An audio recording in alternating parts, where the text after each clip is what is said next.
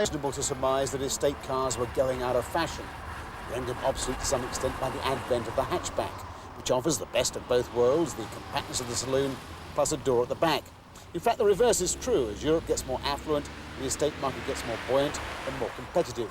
Everybody wants a slice of it. And these are three new offerings in the small to medium sector.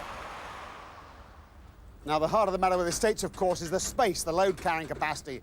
So let's start right there at the back end. Well, this is Ford's contender, the estate version of the new Escort. It's wider and a bit higher than the current model and much longer, and the extra length plus the way they've handled this rear end makes it by far the best looking of the new Escort so far. Now, for some reason, Ford have left the tailgate off the central locking system. So when you arrive at the car with your packages, you have to rummage for your key, which could be a bit annoying. But once you've got the tailgate open, you can see a lot of thought has gone into it. It lifts well out of the way, so no chance of banging your head. It's well contoured, so it doesn't drop rain down the back of your neck. There are no awkward projections around the loading area at all, so it's very easy to get the packages in, and there is more loading capacity than the current Escort estate. Now, the tonneau cover, sadly, only comes with GLX and gear versions, which is a pity because, of course, estates are vulnerable to prying eyes. You need some sort of cover to hide the goodies, and not very strongly made. I've had the car for a week, already chipped off the corner of the fastening, so rather bad, that. Now, to get those extra boxes in, you've got the standard 60-40 split, which gives you a maximum loading length of 1.7 metres, which is very good for a car of this size. Now, if it's longer or bulkier than that, you're taking the family on holiday, the GLX and gear versions get this neat, aerodynamically designed roof rack with rails to protect the roof and adjustable slides. Could be a real boon. OK, now let's drive it.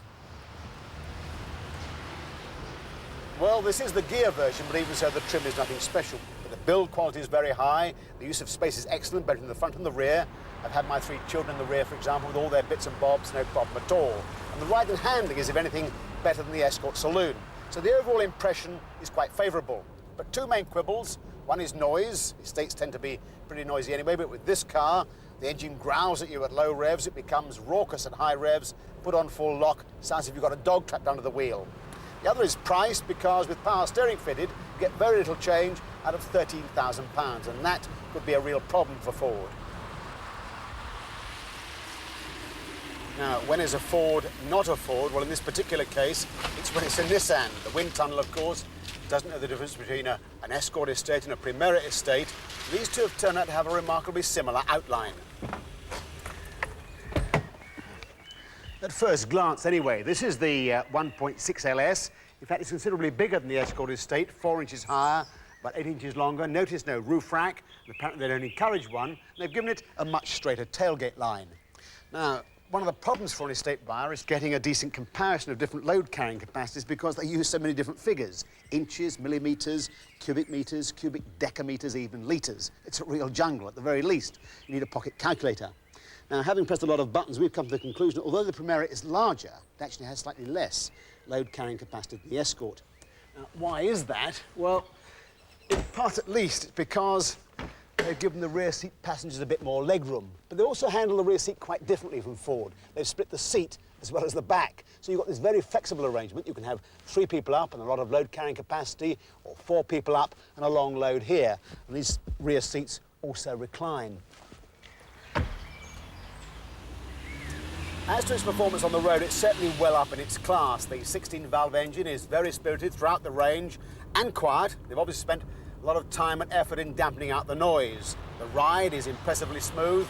The handling, this is a very easy car to drive well. It's a very solid and stable platform, no doubt in part due to the sophisticated multi-link suspension at the front end.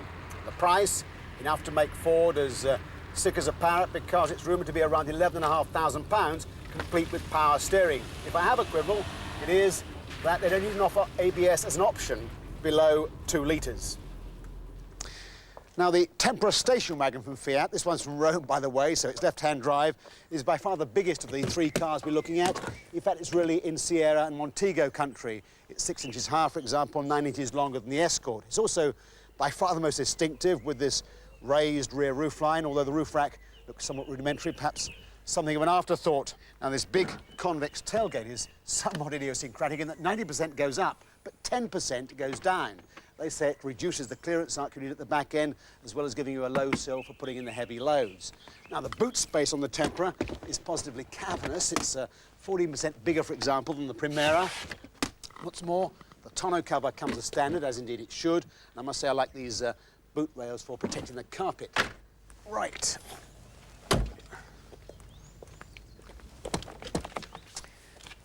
In fact, space is one of the real pluses of this car. It's very roomy in the front and the back, and it's got the same flexible rear seat arrangement as in the Primera. This engine is positively eager all the way up through fifth gear, and the ride is very smooth indeed. Mind you, there's a fair bit of noise, both wind and tyre noise at speed, and Tempra is a leaner. It leans its way through the bend. The price? With the 1.6 litre engine, it's around £11,500, so bang on the nose with Primera. With the 1.8 litre engine, it's around £13,000, so very competitive indeed with the Ford. And the verdict? Well, all three vehicles show just how far estate cars have come over the past couple of years. You've got saloon car performance and sophistication with all that extra load space. The Ford is a very well put together vehicle, spoilt, I think, by the engine and the price. The Tempra is a lot of lively car for the money, and I forgot to mention that 70% of the body is now galvanised for corrosion protection. But my vote goes to the Primera. It hasn't got the most load space, hasn't even got a tonneau cover, but it has got very fine build quality and superb handling. Now, for many people, one of the rewards for great